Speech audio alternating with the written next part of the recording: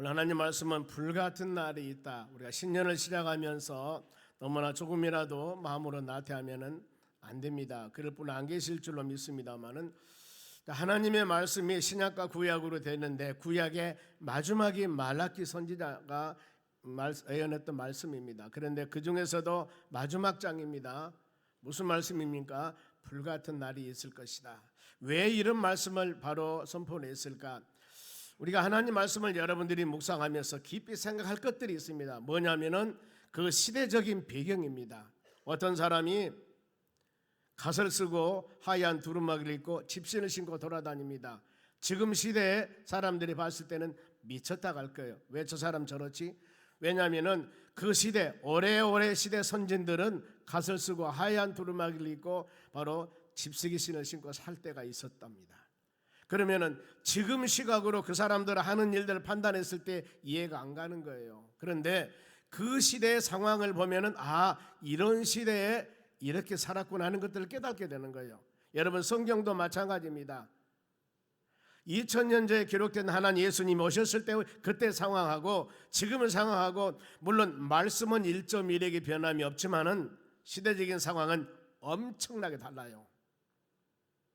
그렇기 때문에 우리가 이런 상황, 즉 말라기 선지자가 말씀을 선포할 때가 즉 느헤미야서 시대 때입니다. 보면 구약의 느헤미야서, 역사적으로 느헤미야 시대 때 선지자가 말라기 마지막 선지자가 말씀을 증가하는데 이 시기는 어떤 시대인가? 느헤미야 시대 때 바벨론 포로에서 돌아왔습니다.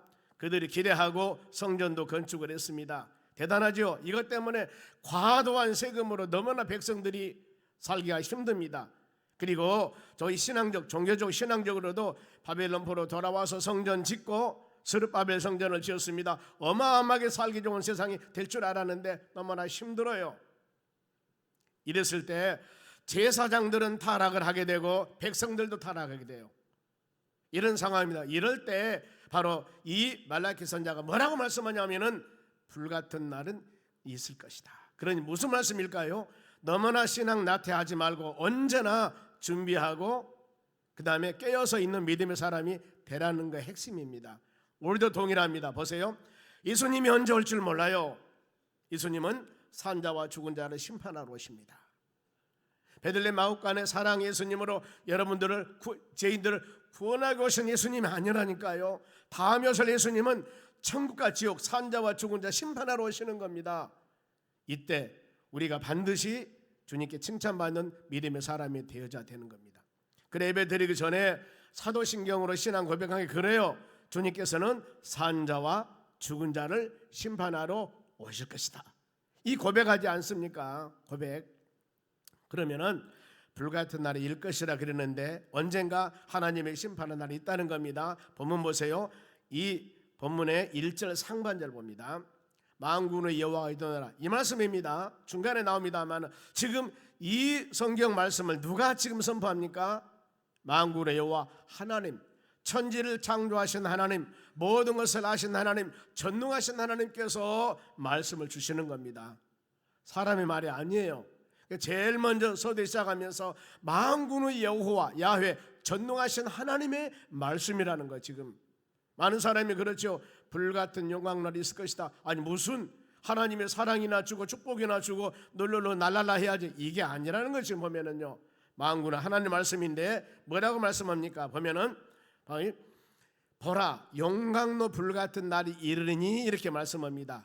영광로 불같은 날이라 어떤 말일까요? 뭔가 모르게 심판, 창조하신 하나님께서 심판, 힘들고 어려운 상황에 나가지 않습니까? 가끔 방송을 보면은 어디 화산이 터졌습니다. 빨간 바로 물, 뭡니까? 화산, 용암이 막 흘러내려요. 보면은요, 얼마나 뜨거운 줄 모릅니다. 이런 날이 이르리라. 이 심판 날이 이르리라 그 말. 근데 이 날이 바로 이 날에 심판을 받게 되는데 누가 받을까? 1절 중반절 보세요. 교만한 자와 악을 행하는 자 두 종류로 나와 있습니다. 누구? 교만한 자. 성경은 가르칩니다. 교만한 자는 하나님을 내 마음에 두기 싫어하고 모든 판단은 내 중심적이에요. 그렇기 때문에 교만한 사람은 주위에는 사람들이 별로 안 갈라게요. 왜요? 자기 중심적이거든. 때에 따라서는 용서하고 사랑을 베풀고 이해하기도 하고 인내하기도 하고 받아들이기도 하고 이러면서 뭔가 하면 섞어서 살아야 되는데 자기의 그물을 딱 치는 겁니다. 나는 옳고 다른 사람이 하는 건 싫어요.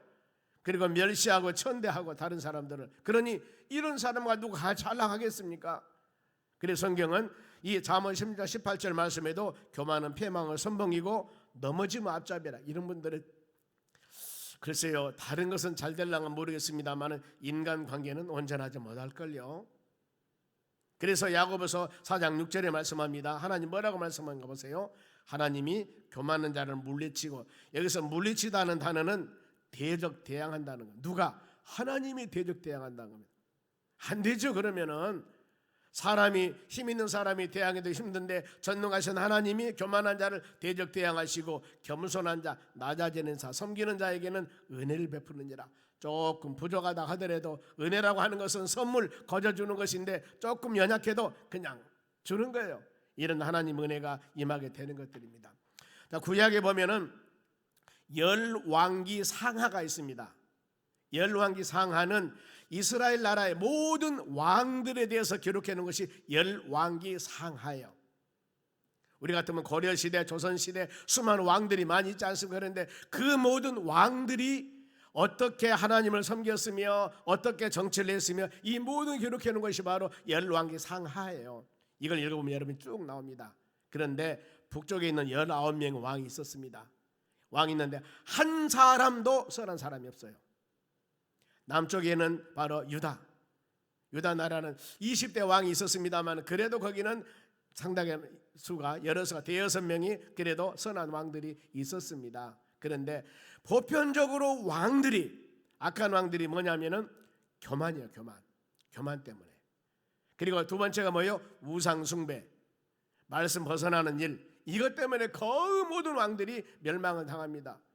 이것을 여러분 우리가 말씀으로 조명해 보면은 우리도 수많은 대통령이 있고 수많은 영적인 지도자가 세계 만국에 있습니다만 그들이 역사를 주관하신 하나님이기 때문에 하나님 말씀과 믿음 안에 온전하게 살아갈 때 주님은 연약하지만 세워줍니다. 강하다고 교만해서 자기중심적으로 멋대로 나라 다스리면 하나님이 가만히 안 둬요. 왜요? 역사를 주관하신 분은 하나님이기 때문에. 그 대표 예로 많은 사람이 있습니다만은 이 오시아 왕이라고 있습니다. 남유다의 10대 왕이에요. 근데 이때는 나라가 굉장히 부강할 때였습니다. 그랬을 때 이제 내가 왕인데 하나님의 전에 가서 제단에 제물을 드리려고요.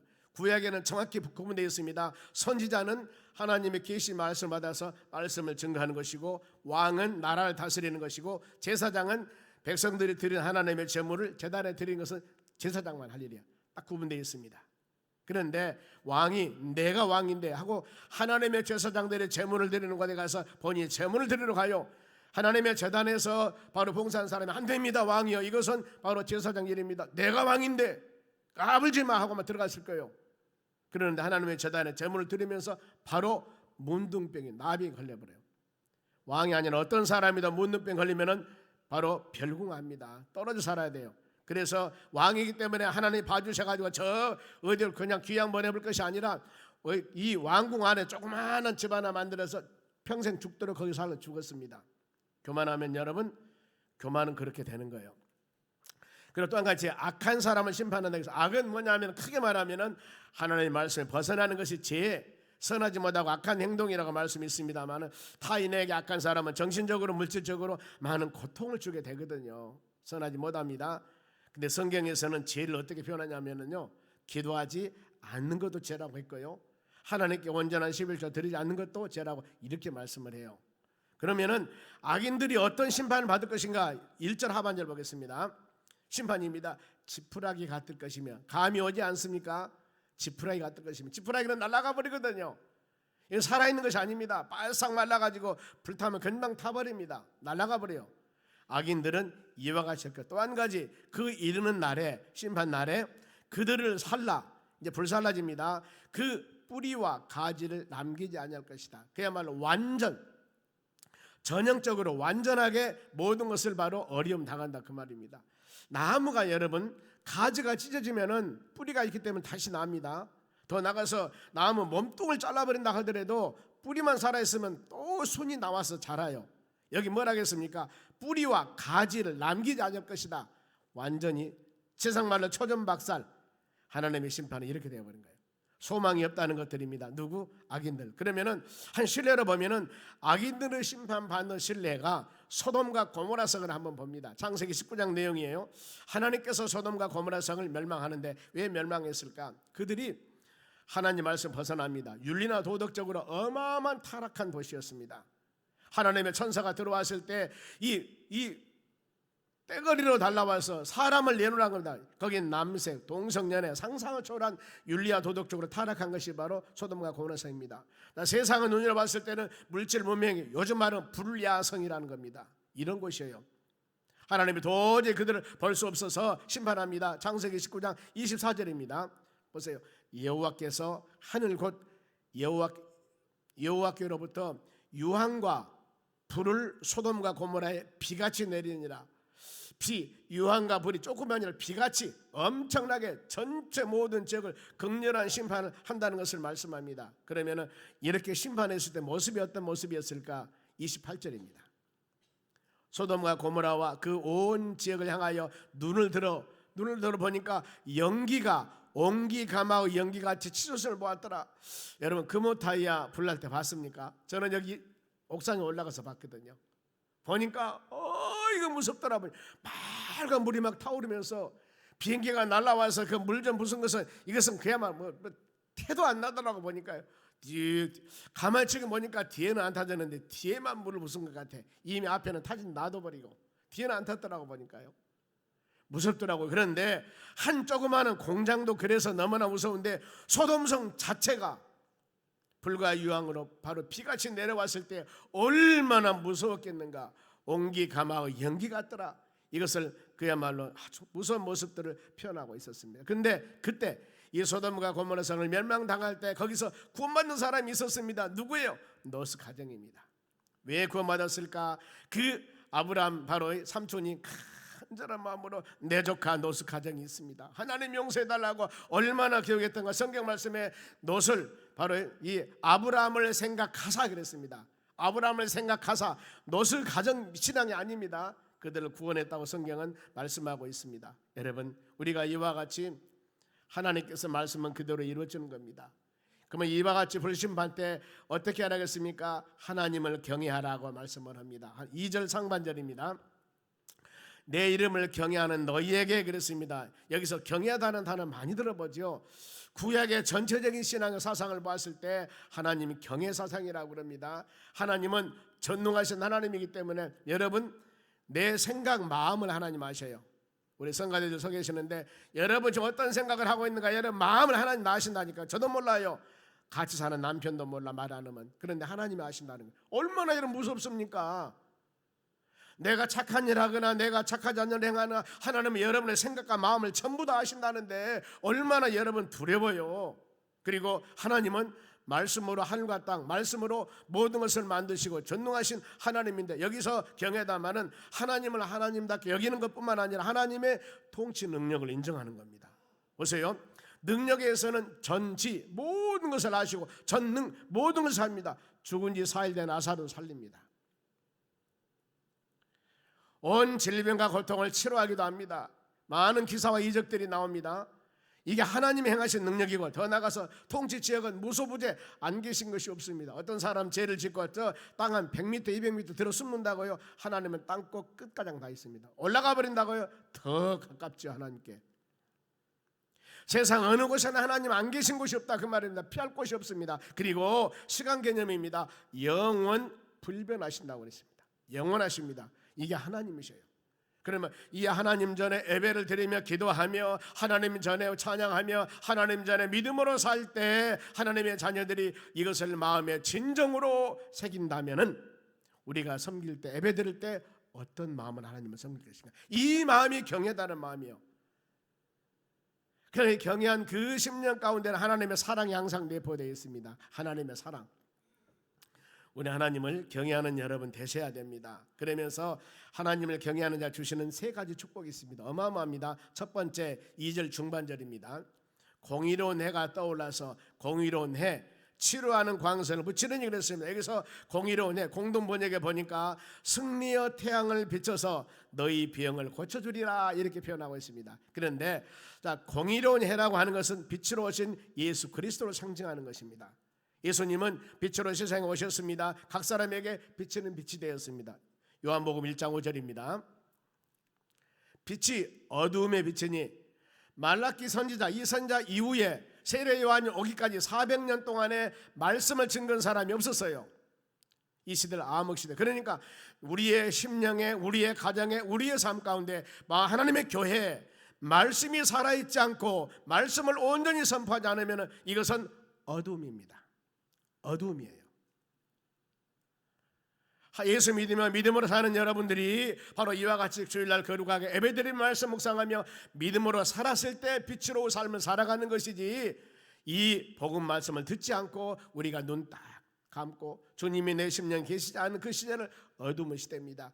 빛이 어둠에 비치니 어둠이 깨닫지 못하더라. 이런 시대였습니다. 바로 그러면은 빛으로 오신 예수님이 복음을 증거하는데 왜 어두운 가운데 사는 사람이 깨닫지 못했을까?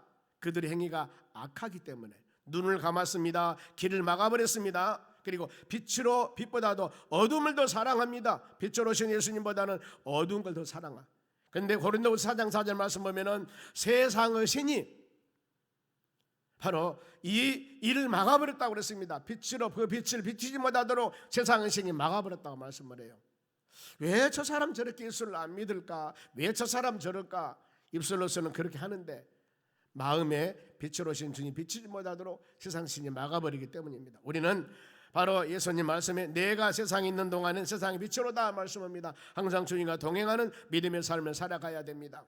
이와 같이 공의로운 해 예수 그리스도 빛으로 오셔서 치료 광선을 비춘다고 그러는, 여기서 광선이라는 단어는 날개라는 뜻이 있습니다. 날개, 즉 예수 그리스도께서 세상에 오셔서 구원의 날개를 펴사 죽은 영혼들을 살린다는 것. 에베소 2장 1절에 허물과 저로 죽었던 모든 심령들을 살리는 역사, 누구? 예수 그리스도께서, 공의리 풍성한 예수님께서. 그러면 시편 17편 8절 말씀 보겠습니다. 나를 눈동자같이 지키시고, 누가? 하나님이 주의 날개, 이 날개라는 단어입니다. 주의 날개 그늘 아래 감추사 보여주신다는 겁니다. 나를 압제하는 악인들과 내 목숨을 노리는 원수들에게서 벗어나게 하소서 지금 기도하는 겁니다. 주여, 주의 날개로, 주의 날개로, 이런 이 하나님께 치료 광선으로 주의 날개로 붙잡아 주시라고 간절한 마음으로 기도합니다. 예수님께서는 암탉의 병 아래 모험같이 우리를 돌보고 은혜 가운데 믿음에 거하게 하신다고 말씀합니다. 그러면은 이와 같이 하나님을 경외하는 자들에게는 의로운 해 예수 그리스도께서 치료 광선을 발해줄 것이다. 주의 날개로 감싸주고 은혜 주실 것이다. 이게 하나님 은혜입니다. 또 한 가지, 바로 하나님 경외하는 자들은 2절 하반절입니다. 너희가, 누구의? 하나님의 경외한 자들이며 나가서 외양간에서 나온 송아지가 뛰리라. 저는 시골에 살았습니다. 어렸을 때 참 감사한 것 같아요. 왜냐하면 성경 말씀을 읽다 보면은 시골 문화하고 너무너무 같은 것이 많아. 말구에 태어났다. 말구가 어떻게 생겼습니다. 도시 사람들은 몰라. 우리는 말만 해도 금방 알아. 왜? 그 소 밥 주는 구수라고 거기 밥 주는 게 있습니다. 아, 이것이었구나. 금방 이해가 돼버린 거예요. 여러분, 송아지가 닭만 하더라도요, 저녁이면 닭장에 들어갑니다. 아침에 닭장 열어놓으면 막 날아다니면서 전화 보면은요, 혹시라도 돼지를, 여러분 돼지막에서 문을 열고 나오면 돼지 이것은 앞뒤가 없어. 장독에 뭐예요? 전부 다 부숴버리고 막 돌아다니는 거예요, 막 돼지. 왜? 너무나 이 울 안에 있다가 자유지 않습니까? 송아지를 외양간에다 어디 못 가도록 지금 놔뒀습니다. 근데 송아지를 지금 이 외양간에서 풀어놨습니다. 얼마나 뛰며 돌아다니는지 난리입니다. 난리. 상상을 해보세요. 하나님을 경외하는 자들에게는 외양간에 나온 송아지와 같이 마음의 즐거움과 기쁨을 준다는 겁니다. 우리는 예수 그리스도 안에 사는 사람들은 결코 정죄함이 없다고 그랬습니다. 왜요? 성령의 법이 죄와 사망의 법에서 해방시켜 놓으라고 성경은 말씀합니다. 외양간의 송아지와 같이 예수님 믿음 안에 사는 자들은 사망의 두려움에서 영생의 자유, 지옥 두려움에서 천국의 기쁨을 얻어야 되고, 마귀 자식이 아니라 하나님의 자녀로서 기도하며 간구하며 주님과 동행하는 삶을 살 수가 있는 것입니다. 그래서 로마서 8장 35절에 누구도 그리스도 사랑에서 끊을 수 없다고 그랬습니다. 환난이나 기근이나 핍박이나 어떤 것도 이런 사랑받는 여러분 되시기 바랍니다. 우리는 예수 그리스도 안에서 진리 안에서 자유함을 얻으면서 성령의 열매를 충만하면서 외양간에 나는 송아지와 같이 하나님 말씀을 듣고 믿음으로 살 때마다 진리 안에서 예수 그리스도 안에서 자유함을 누리면 여러분 되시기 바랍니다. 조금이라도 마음에 근심 있는 사람들은 반드시 하나님, 나는 하나님을 경외하는 믿음의 자녀입니다. 요한권의 사람은 송아지와 같이 마음에는 자유함을 주시고 항상 은혜가 충만케 도와달라고 간절히 간구하는 여러분 되시기 바랍니다. 하나님을 경외하는 자, 세 번째 보세요. 3절 봅니다. 갈수록 은혜스러워요. 또 너희가 악인을 밟을 것이며, 세상에 악한 사람도 얼마나 많습니까? 그런데 악인을 밟아버린다는 겁니다. 바로 어떻게 밟아요? 그들이, 악인들이 내가 정한 날에 하나님의 심판 때 너희 발바닥 밑에서 같으리라. 여러분들이 어때요? 악인을 발바닥으로 밟아버린다는 완전한 승리, 완전한 승리입니다. 하나님의 바로 승리는 대충 승리가 아니라 조금 승리가 아니라 완전하게 승리하심을 여러분들이 꼭 믿음으로 받아들이시길 바랍니다. 발바닥에 재웠다고 그랬습니다. 가루가 되는 것입니다. 이것은 승리 확신을 보장해 주는 것입니다. 우리는 말씀을 듣고 믿음으로 세상을 이겨나가는 여러분이 되시기 바랍니다. 세상이 아무리 악하고 세상이 아무리 변한다 하더라도 믿음의 중심 가지고 사는 여러분 되셔야 됩니다. 내 믿음이 변치 아니하고 진실된 믿음으로 살아가는 여러분들이 되시기를 바랍니다. 그래서 끊임없이 하나님의 전에 와서 마음을 열고 귀를 열고 눈을 열어서 이 선포되는 말씀이 내 심령에 새겨져서 우리의 혹시라도 어두웠던 마음이란다면 빛으로, 아니면 내 심령 가운데 잘못된 것 있다면은, 아니면 골맞다면은 좌우의 날선 그 모두 내리한 말씀으로 다 수술하고 치료해서 밝은 빛으로 믿음 안에 하나님의 나라 소망하며 그야말로 외양간에 나온 송아지와 같이 치료강선을 바라는 주님의 능력과 같이 이런 모습을 가지고 악인들이 아무리 악한 것들이 주에 많이 있다 하더라도 넉넉히 이긴 힘을 주시는 하나님 의지하고 믿음으로 살아가는 하나님의 자녀들이 되시기를 바랍니다. 그러면 왜 우리가 이와 같이 진리 안에 자유함으로 살아야 되는가? 마지막에 뭐라 하겠습니까? 발바닥 재와 같으리라. 만군의 여호와의 뭐라 하겠습니까? 말이니라. 하나님께서 그렇게 하신다고 그랬다니까. 내가 아무리 아싸 한번 해보겠다 결심이 아니라요, 서두에서 만군의 여호와의 말씀이라고 했고, 그 다음에 이 여기에서도 지금 악인들을 너희들이 밟을 것이며 발바닥 재와 같을 것이다. 누가? 내가 결심해서 되는 것이 아니라 하나님께서 만군의 여호와 말이니라. 하나님의 말씀입니다. 그러니 어때요? 하나님의 약속의 말씀은 1.1의 변함없이 이루어지기 때문에 그 말씀 붙잡고, 아버지 왜 내가 두렵습니까? 왜 내가 떨립니까? 왜 내 마음이 불안합니까? 내 자유함이 없습니까? 이렇게 말씀과 믿음으로 산다겠는데 이 믿음을 주시라고, 이 믿음을 주시라고 간절하게 기도하는 여러분 되셔야 됩니다. 믿음을 주시라고. 그래, 하나님의 전에 와서 말씀 들을 때마다 이 믿음을 갖고 믿음으로 마음에 새기면서 믿음으로 나가는 여러분 되시기 바랍니다. 우리가 신앙의 여정의 길을 갈 때 조심해야 할 것들이, 나를 보지 마세요. 여러분들 보지 마세요. 예, 우리는 연약하고 부족하고 하루에도 몇 번씩 변합니다. 그런데 누구를 바라봐야 돼요? 예수님 바라봐야 된다니까요. 하나님 말씀 붙들어 잡아야 된다니까. 왜? 주님은 변치 않습니다. 말씀도 안 변해요. 그리고 성경 말씀의 힘과 능력이 있기 때문에 아무리 내가 비설거린다 하더라도 그 말씀 꼭 붙잡고 나가면은 하나님께서 세워주시고 능력과 힘을 주시기 때문입니다. 그래서 혹시라도 흔들릴까봐 바로 4절 말씀 봅니다. 바로 불신발 때 말씀을 기억하라고 그랬습니다. 보세요. 너희는 내가 호렙에서 온 이스라엘을 위하여 내 종 모세에게 명령한 법, 율례와 법도를 기억하라. 모세에게 명령했던 율례와 법이라고 그랬습니다. 이것은 모세 오경, 출애굽할 때는 무려 출애굽기 20장의 10계명을 주었습니다. 보면은 처음으로 말씀을 주었습니다. 광야 생활한 그들에게. 요단강 이 홍해바다 건너서 약 3개월 동안 지나가다가 시내 광야에 왔습니다. 시내산에 여기서 있으면서 계속 그 한 1년 동안이요 말씀을 주시는데, 바로 이때 이 모세에게 호렙산에 주는 말씀이 10계명 출애굽기 20장 말씀입니다. 1, 2계명이 뭐예요? 하나님만 섬겨라. 하나님만 섬겨라. 나 외에는 다른 신을 두지 말고, 만들지 말고, 절하지 말고, 섬기지도 마라. 하나님 이름을 망령되게 일으키지 마라. 거짓되게 헛되게 하나님을 일으키지 마라. 안식일 이와 같이 주의를 거룩하게 지켜라. 이것이 하나님과 관계입니다. 그리고 인간관계에서 부모를 공경하고 살인하지 말고 간음하지 말고 도적질하지 말고 이웃의 거짓 증거하지 말고 이웃집을 탐하지 말라. 이렇게 해서 10계명을 주어요. 그런데 여기서는 모세가 명령한 법, 율례와 법도라고 그랬습니다. 모세 오경, 창세기, 출애굽기, 레위기, 민수기, 신명기, 이 모세 오경 5개의 성경 말씀입니다. 모세가 바로 기록했던. 그런데 이 5개의 성경 말씀을 전체적으로 하나님의 백성은, 이스라엘 백성들은 613개의 가장 핵심적인 구절을 뽑습니다. 이것을 바로 그들이 지켜야 할 규례에 보면은요, 613개, 하라가 248개, 하지 말라가 365개에서 창세기, 출애굽기, 레위기, 민수기, 신명기 이 5경에서 이 요약을 뽑아서 이 613개 이것을 지키라.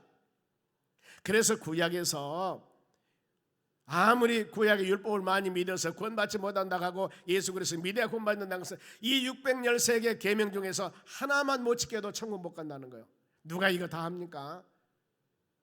그들은 믿음을 하면 갈 수가 없습니다.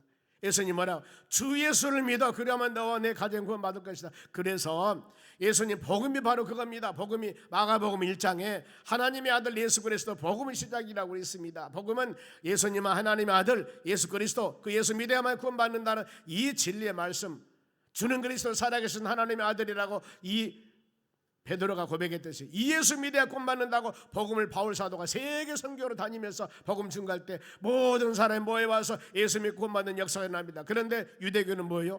613개 이걸 다 지켜야 돼. 하나도 안 지키면 안 돼. 어찌 이것을 다 할 수가 있겠습니까? 그래서 유대인들이 예수님을 십자가 죽은 거예요.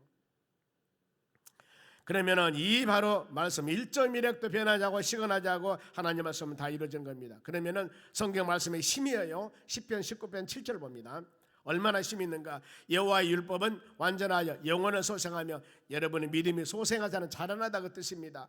내 믿음이 성장하고 자라나려면 하나님의 율법 말씀을 묵상해야 됩니다. 그리고 여호와의 증거는 성경 말씀에 확실하여 우둔한 자를 지혜롭게 하며, 왜 나는 이렇게 미련하지? 왜 나는 이러지? 답답해. 이러지 마시고 하나님께 기도하시기 바랍니다. 주여 나에게 지혜를 주시라고. 세상 지식은 우리의 머리로 바로 굴려서 될 수 있지만은 하나님이 주시는 바로 이 지혜는 하나님이 주신 겁니다. 지혜의 근본인 하나님께서 구원한 자에게 지혜 주십니다. 솔로몬이 왕이 되었습니다. 열왕기상 3장에 솔로몬이 왕이 돼서 제일 먼저 구하는 게 뭐였습니까? 부귀영화 아니었다는 거예요.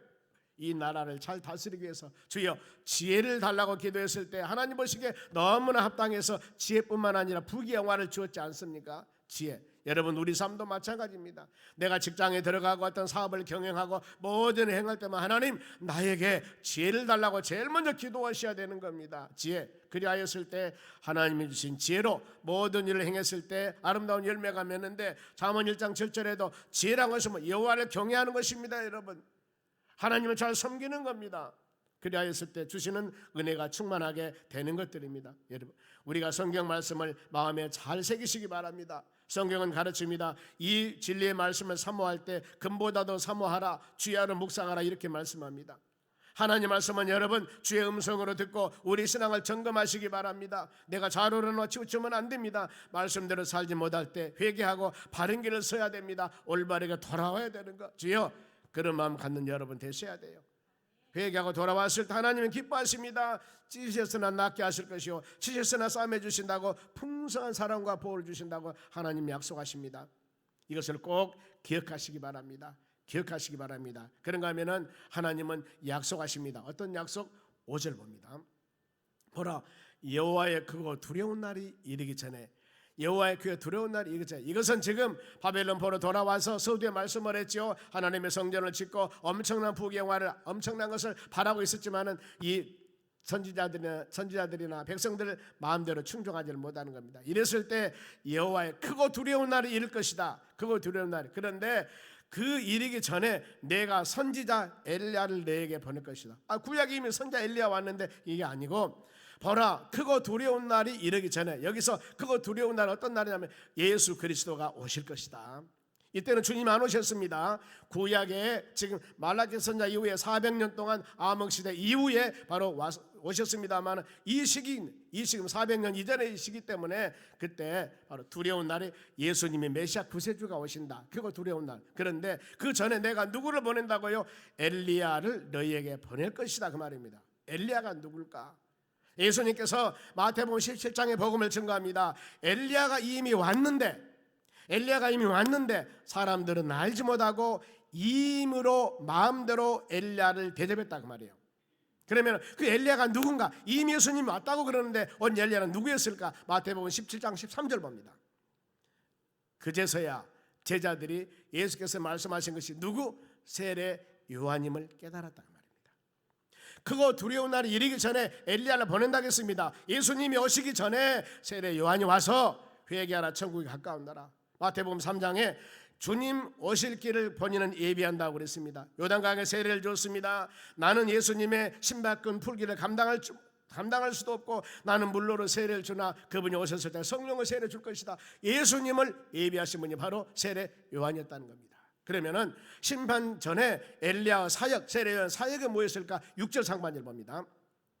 그가 아버지의 마음을 자녀에게로 돌이키게 하고 자녀들을 마음을 그들의 아버지로 돌이키게 하리라. 어떤 말씀입니까? 주님 품 안으로 돌아오게 한다. 즉 말하면은 생명의 근원이 믿음에 따른 자들을 믿음으로 don하게 합니다. 생명의 근원의 모든 사람을 예수 그리스도로 돌아오게 하는 겁니다. 주님을 떠나서는 소망이 없습니다. 오직 예수 그리스도 안에서 수고하고 무거운 짐진 자들 다 오도록 이 복음을 증거하는 것. 나는 바로 있어야 됐지만 그는 흥해야 되겠다고 이런 말씀하지 않습니까? 예수님 복음을 바로 증거하게 오셨습니다. 만일에 돌아오지 않는다면 6절 하반절 보세요. 돌이키지 않는다면, 돌아오지 않는다면 두렵건대 내가 와서 저주로 그 땅을 칠까 하노라 그랬습니다. 바로 이 말씀입니다. 세례 요한이 회개하라고 돌아오라는데 그들이 돌아왔을까? 돌아오지 아니하고 오히려 이 예수님을 십자가에 죽게 했습니다. 그들이 어때요? 뭐 얻는다겠습니까? 축복이 아니고 저주를 받는다겠습니다. 역사적으로 말라키 성경 역사적인 사실입니다. 이 선포 후에 400년 동안 암흑시대고 세례 요한이 왔습니다. 그리고 바로 헤롯이 지었던 45년 동안 지었던 헤롯 성전이 AD 70년에 로마 티토 장군에게 멸망을 당합니다. 예루살렘 성은 완전히 멸망당하고 이스라엘 백성들은 2000년 동안이나 나라 없이 다 흩어버렸습니다. 돌아오라고. 그가 아버지 마음으로 바로 돌이키게 하고 자녀들의 마음은 아버지가 돌이키게 하라. 그리스도 안에 예수 그리스도를 영접하고 믿음으로 살라고 했는데 그들이 그러지 않았다 그 말입니다. 오히려 예수님 십자가 죽게 했습니다. 이 죄로 그들은 바로 그 엄청난 헤롯 성전 다 무너뜨리고 그들은 나라가 없어져가요. 2000년 동안 나라 없이 디아스포라 유대인들은 세계에 흩어졌습니다. 그리고 1948년 5월 14일 독립해서 돌아온 겁니다. 지금 팔레스타인 문제가 이것이에요. 2000년 동안 내가 지금 그 이스라엘 땅에 살고 있는 사람은 팔레스타인들입니다. 그런데 어느 날 갑자기 바로 독립됐다고 이스라엘 백성들이 세계 사는 사람 돌아와서 내 땅 내놓으라 하거든요. 팔레스타인 뭐라고 합니까? 우리가 2000년 동안 살아왔다. 아니 우리 땅이다 하며 싸우는 게 지금 팔레스타인 싸운 거예요. 여러분 우리가 하나님 말씀은 1.1의 변함없이 그대로 이런 겁니다. 세계 역사도 마찬가지입니다. 지금 보면은 세계 역사가 어떻습니까? 나라를 빼앗고 전쟁하고 왔다 갔다 하지 않습니까? 그러나 이 모든 것을 판단하고 주관하시는 분 누구냐면은 하나님이십니다. 우리는 이 모든 것 주여 모든 것이 주의 뜻 가운데 하나님의 선한 가운데 아름답게 되어지기 원합니다. 기도하는 우리 사명입니다. 주의 품 안에 돌아와서 믿지 않은 영혼들 복음을 증거하고 이 사명 감당해야 되는 것이 우리의 사명이라는 겁니다. 역사를 주관하신 분은 하나님이시라는 것. 하나님 말씀의 성경은 우리 믿음과 신앙의 기준이 돼야 됩니다. 말씀 듣고 성령의 역사 가운데 여러분의 신앙을 점검하면서 조금이라도 벗어났으면 빨리 돌아오셔야 하는 겁니다. 하나님 말씀은 항상 말씀을 의지하고 다시 오실 주님을 바라보라고 그랬습니다. 예수님 의지하며 성령 충만하여 믿음으로 살아가는 여러분들 되시기 바랍니다. 세계 역사를 주장하신 하나님 그리고 한 개인마다 말씀 안에 믿음 안에 온전하게 우리가 살아갔을 때 내 심령이 살고 여러분의 가정이 살고 하나님의 교회가 살고 이 나라 이 민족 세계가 살아가는 역사는 온전히 주님 바라보며 믿음으로 살아가는 겁니다. 언젠가는 이 시기에 사는 우리도 재림주 다시 오실 주님이 심판주로 오십니다. 그 집 오실 때 말하나다 주 예수에 속해 오시옵소서. 그런 마음 가지고 믿음으로 예수님을 영접하며 승리하는 여러분 되시기를 주의 이름으로 축원합니다. 기도하겠습니다. 하나님 감사드립니다. 주신 말씀 마음에 새기며 우리가 믿음으로 승리해 나가기를 간절히 원합니다. 매일매일 지켜주시고 돌봐주시고 은혜 내려주셔서 하나님을 영화롭게 할 수 있도록 은총을 내려주시옵소서. 감사하며 예수님의 이름으로 기도합니다. 아멘. 527장 찬송가 드리고 축복 기도하고 마치겠습니다.